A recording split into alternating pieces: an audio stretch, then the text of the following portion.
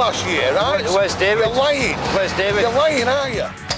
Tonight we meet the cowboys. Money, money, money, money. And their engines in garages from hell.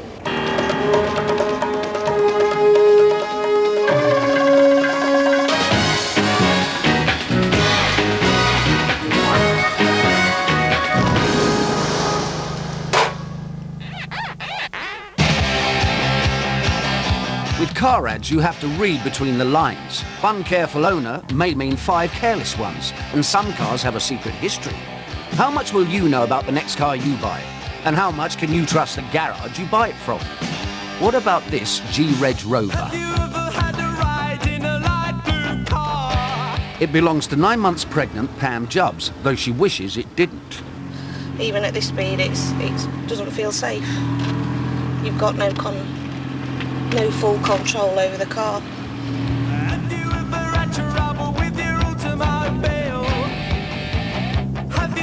In fact, Pam's car has been gathering dust in her driveway for months. When I was driving home, it was pulling to the left. I had to fight with it all the time to keep it straight. And if you went over a bump, you knew you went over a bump. You had to fight to keep it on the road.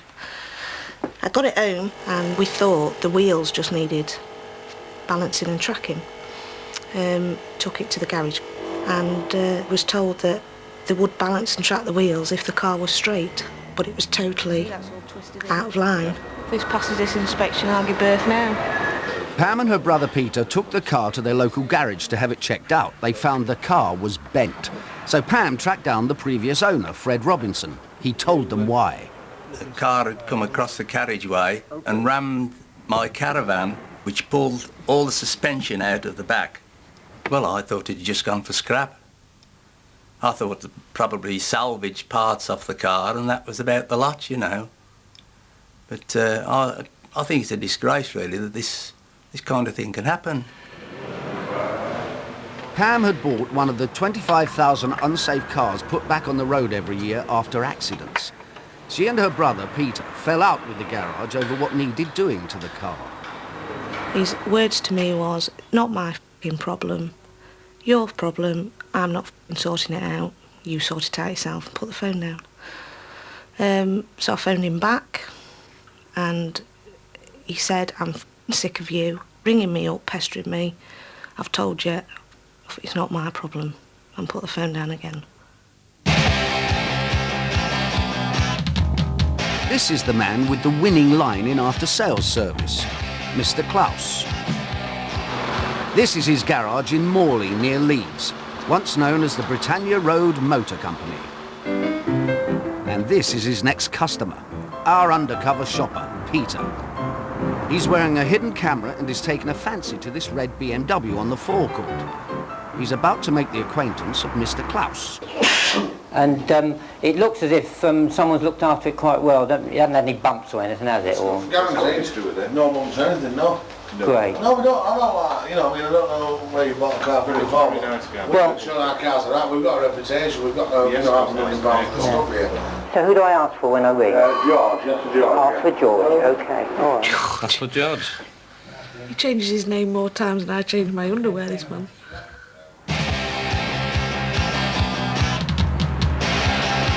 So to your knowledge, it's a great car and there's nothing wrong with it? It's a supercar. I mean, if I were, you know, I mean, I'm not just saying it, you probably heard it all before and, you know, you probably think, oh, it's forced to say that, but because it's trying to sell the car, it's my business at the end of the day whether they sell it or not, you know, but it's a car that if I were going anywhere, I'd certainly set off in it, you know. Yeah. I would definitely, because I know the car's right, you know, I know the motor's dead right. Yeah, that's what they told us. It's a supercar, this, good family car. Can have no problems. You get a pushchair in the back, easy enough. And you're shopping and you're shopping and... Yeah. And that's partly for the family because I want a safer car around me. There's no problem there, is it? It's not any new wing on it or anything, fiberglass or something. It's an egg. Oh, that bloody hell. Well, I know sometimes, you know, you can get that, don't they? I think the bad publicity you get on the radio and all that, you know, about, you know, car dealers and stuff like that. But we're four-wheel drive dealers, you know. I think you find that the cheaper end of the market's where all the bad luck is, you know. So I feel my blood boiling watching this man here. Give them a load of bullshit like that. The test drive goes well, but Peter gets an inspector from ABS to give it the once-over. Only 1 in 40 of us get our second-hand cars checked over by a pro. It might cost you a bit over £100, but it could save you money. June 96, it had what, sorry? Mr. Klaus gets some bad news. The 2 back tyres he said are illegal, so he's not prepared to test drive it. Yeah. One of the front ones is borderline. He said, he made a phone call while I was there. He said there were things around the car that made him think it might have had a bang. Yeah. And he's just checked in, and they've told him it was an insurance write-off in May 97 or something. Insurance write-off? That's what he just said. Can't be. It turns out that this car too has a secret history.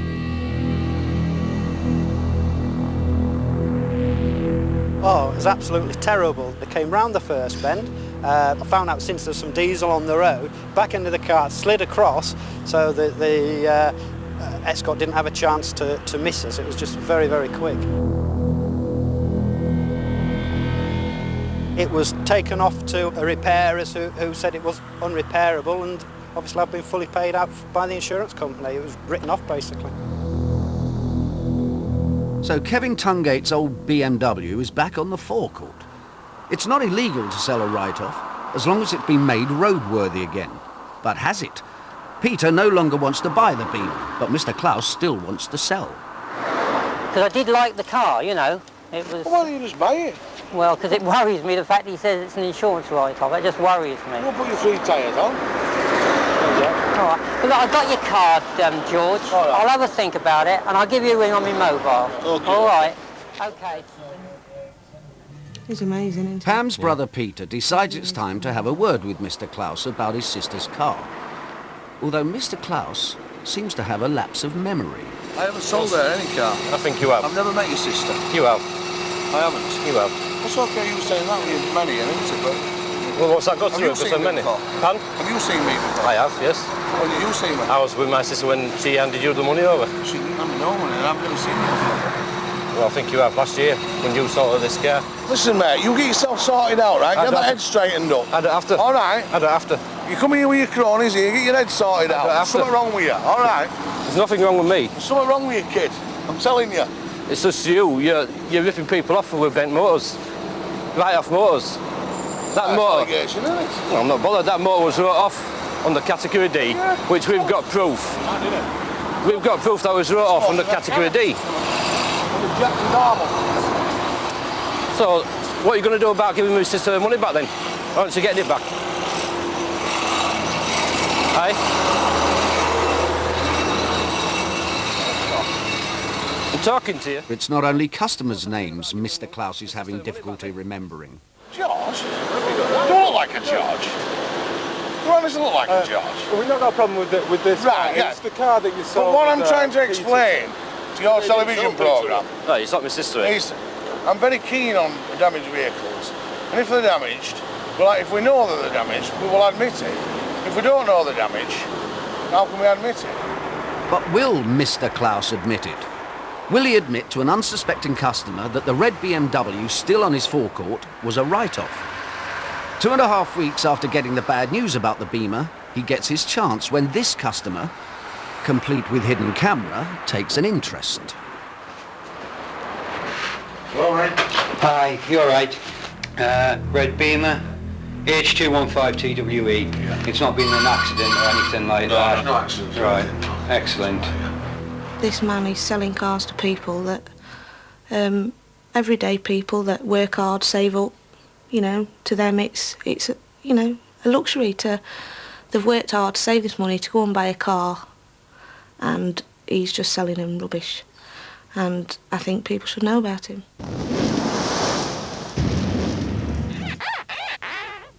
Got just 2 seconds, please. I'm Neil Gardner, Surrey Trading Standards. My colleague Robin Jones. The Office to Fair Trading have asked... This man is a garage owner receiving a written warning from his local trading standards officer. They're concerned with the disproportionate amount of complaints we've had concerning your business, the common theme running through of allegations about work not done, shoddy workmanship.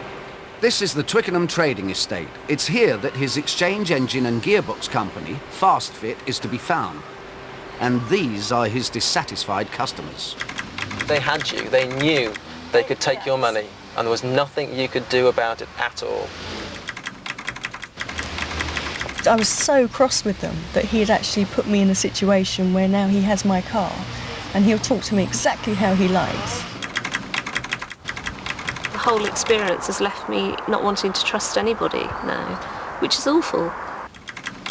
Trading Standards receive more complaints about cars than for anything else. And Neil Gardner of Surrey Trading Standards has his fair share. But then he has Fast Fit on his doorstep.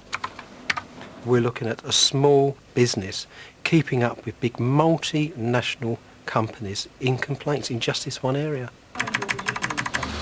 Our business is to deliver food, and if we can't deliver it, we can't sell it, and if we can't sell it, we don't have an income. So we desperately needed the vehicle repairing as soon as possible. It was a huge advert. It was a double-page spread, and I thought, well, this is going to be a reliable company. It's really big, good prices, and I thought, well, I'll take the car along to them. When we look at these complaints, there is a pattern running through the whole lot. Once the individuals laid their hands on the car, the work then suddenly magnifies. The small repair becomes a major repair. New parts need to be fitted. They'd replace the engine for £498 plus VAT. They'd replace the water pump, the cam, and oil and antifreeze and that sort of thing. They telephoned me to say that a number of other jobs needed doing on the car, which would obviously increase the bill. Oh, and we scrapped the crank and you had to pay a surcharge of £250. And I said, what, £250? Where is this crank? He said, oh, well, we've got rid of it.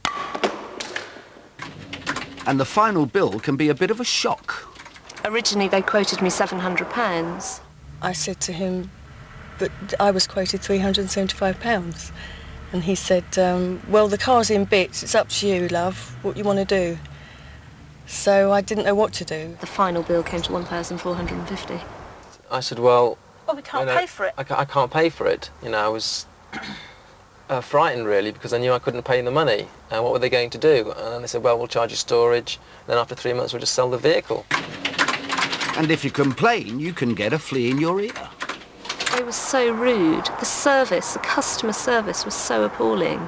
He said to me, I think you're a very rude person, blah, blah, blah, blah, blah, and I think I'm going to punish you now. I said, what? He said, yeah. He said, I'm going to punish you now. He said, I like punishing people. Well, he told you were stupid down the phone, didn't he? Oh, yeah, and he said, yes, he did, actually. And in order to punish me, he was now going to keep the car for as long as he felt it was necessary. With references like that, we decided to give Fast Fit a bell. Hello? Is that Fast Fit? Yes, it's Peter again. Today he's having problems with his daughter's car. Yeah, it's a Polo, Volkswagen Polo. It's quite old, but she's quite driving it. While Peter books it in, Neil marks it up. I'm marking up the engine and all the key components with either an ultraviolet marker or saw cuts, which I'll recognise. Check the water pump, as the garage in question makes a habit of charging for new water pumps even when the old ones were perfectly serviceable. There's nothing wrong with this engine. It's in need of a minor service, new plugs, new points, new filters. Other than that, it's a good serviceable engine. With a little bit of coolant added to the engine oil to make it look like there might be a problem, the car is ready for Fast Fit. But are we? I actually arrived at this awful-looking trading estate and had to search for the right porter cabin, and I just thought, this is not good at all.